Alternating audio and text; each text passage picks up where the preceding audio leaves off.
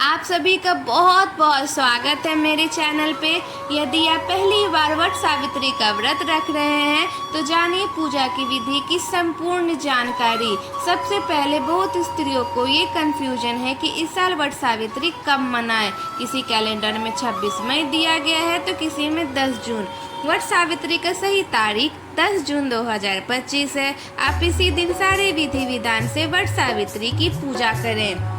वट सावित्री हिंदू धर्म का प्रमुख त्योहार है जिसे हर साल ज्येष्ठ माह की अमावस्या तिथि पर मनाया जाता है। इस दिन मुख्य रूप से बरगद के पेड़ की पूजा की जाती है। इसके अलावा सुहागनें पति की लंबी उम्र, अच्छे स्वास्थ्य और तरक्की के लिए निर्जला उपवास भी रखती हैं।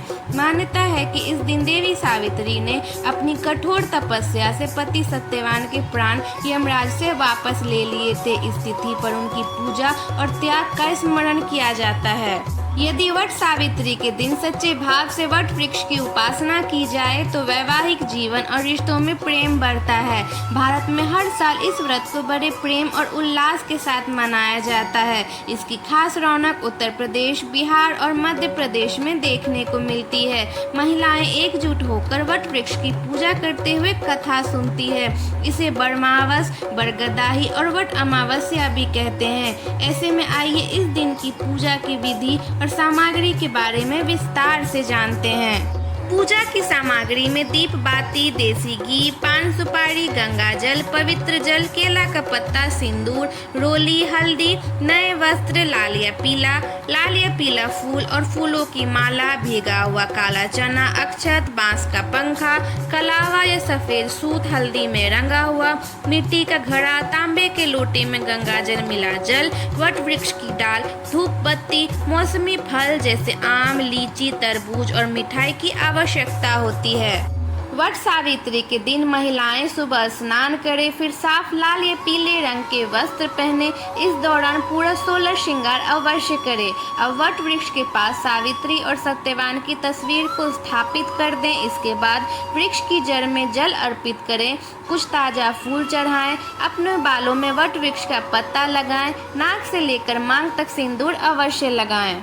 अक्षत, भीगा चना व गुड़ अर्पित करें। अब आप वट वृक्ष के पास सूत लपेटते हुए 7 बार परिक्रमा करें। परिक्रमा पूरी करने के बाद वट वृक्ष को प्रणाम करें, बांस के पंखे से हवा दें। यदि आप बाहर जाके वट वृक्ष का पूजा नहीं कर सकते तो आप अपने घर में छोटा सा पौधा मंगवा के भी पूजा कर सकते हैं। अब सुनते हैं वट सावित्री व्रत कथा, जिसे सुने बिना वट सावित्री का पूजा अधूरा है। प्रसिद्ध तत्वज्ञानी अश्वपति भद्र देश के राजा थे। उनको संतान सुख नहीं प्राप्त था। इसके लिए उन्होंने 18 वर्ष तक कठोर तपस्या की, जिसके उपरांत सावित्री देवी ने कन्या प्राप्ति का वरदान दिया। इस वजह से जन्म लेने के बाद कन्या का नाम सावित्री रखा गया। कन्या बड़ी होकर बहुत ही रूपवान हुई। योग्य वर न मिलने की वजह से राजा दुखी रहते थे। राजा ने कन्या को खुद वर खोजने के लिए भेजा। जंगल में उसकी मुलाकात सत्यवान से हुई। धूमसेन के पुत्र सत्यवान को सावित्री ने पति के रूप में स्वीकार कर लिया। इस घटना की जानकारी के बाद ऋषि नारद जी ने अश्वपति से सत्यवान की अल्प आयु के बारे में बताया। माता पिता ने बहुत समझाया परंतु सावित्री अपने धर्म से नहीं डिगी, जिसके जिद के आगे राजा को झुकना पड़ा। सावित्री और सत्यवान का विवाह हो गया। सत्यवान बड़े गुणवान, धर्मात्मा और बलवान थे। वे अपने माता पिता का पूरा ख्याल रखते थे। सावित्री राजमहल छोड़कर जंगल की कुटिया में आ गई थी। उन्होंने वस्त्राभूषणों का त्याग कर अपने अंधे सास ससुर की सेवा करती रहती थी। सत्यवान की मृत्यु का दिन निकट आ गया। नारद ने सावित्री को पहले ही सत्यवान की मृत्यु के दिन के बारे में बता दिया था। समय नजदीक आने से सावित्री अधीर होने लगी। उन्होंने 3 दिन पहले से ही उपवास शुरू कर दिया। नारद मुनि के कहने पर पितरों का पूजन किया। प्रत्येक दिन की तरह सत्यवान भोजन बनाने के लिए जंगल में लकड़ियां काटने जाने लगे तो सावित्री उनके साथ गईं। वह सत्यवान के महाप्रयाण का दिन था। सत्यवान लकड़ी काटने पेड़ पर चढ़े लेकिन सिर चकराने की वजह से नीचे उतर आए। सावित्री पति का सर अपने गोद में रखकर उन्हें सहलाने लगी। तभी यमराज आते दिखे जो सत्यवान के प्राण लेकर जाने लगे। सावित्री भी यमराज के पीछे पीछे जाने लगी। उन्होंने बहुत बहुत मना किया, परंतु सावित्री ने कहा, जहाँ मेरे पति देव जाते हैं वहाँ मुझे जाना ही चाहिए।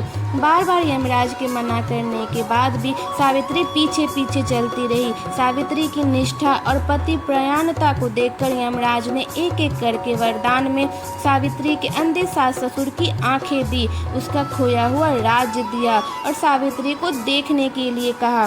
वो लौटे कैसे? सावित्री के प्राण तो यमराज लिए जा रहे थे। यमराज ने फिर कहा कि सत्यवान को छोड़कर चाहे जो मांगना चाहो मांग सकती हो। इस पर सावित्री ने 100 संतानों और सौभाग्यवती का वरदान मांगा। यमराज ने बिना विचारे प्रसन्न होकर तथास्तु बोल दिया। वचन बुद्ध यमराज आगे बढ़ने लगे। सावित्री ने कहा कि प्रभु, मैं एक पतिव्रता पत्नी हूँ, आपने मुझे पुत्रवती होने का आशीर्वाद दिया है। यह सुनकर यमराज को सत्यवान के प्राण छोड़ने पड़े। सावित्री उसी वट वृक्ष के पास आ गई जहां उसके पति का मृत शरीर पड़ा था। सत्यवान जीवित हो गए। माता पिता को दिव्य ज्योति प्राप्त हो गई और उनका राज्य भी वापस मिल गया। इस प्रकार सावित्री सत्यवान चिरकाल तक राज सुख भोगते रहे। अतः पतिव्रता सावित्री की तरह ही अपने सास ससुर का उचित पूजन करने के साथ ही अन्य विधियों को प्रारंभ करें। वट सावित्री व्रत करने और इस कथा को सुनने से व्रत रखने वाले के वैवाहिक जीवन के सभी संकट टल जाते हैं। वट सावित्री कथा संपन्न हुआ। अब आप फल और वस्त्रों का दान करें और पूजा में हुई भूल की क्षमा मांगें। इसके बाद अपने पति को बैठाकर उनका पैर धोएं, पोछें, बांस के पंखे से उनको हवा दें और उनका आशीर्वाद लें। पति का आदर सिर्फ पूजा में ही क्यों, हर दिन करनी चाहिए। पति का आदर करना, उनको समझना, उनका हर सुख दुख में साथ देना, उन्हें कभी नीचा ना दिखाना, उनका कभी तिरस्कार न करना ही पत्नी धर्म होता है। बिना कोई स्वार्थ के उनसे प्रेम करें, उनका सम्मान करें, उनकी बातों को महत्व दें, उनकी भावनाओं का सम्मान करें और उनके निर्णय और विचारों का भी सम्मान करें। पति की ज़रूरतों और इच्छाओं का सम्मान करें, उन्हें पूरा करने की कोशिश करें। अपने सास ससुर की रोज़ सेवा करें। अपने घर को तोड़ के नहीं, जोड़ के रखें। जय सावित्री देवी की।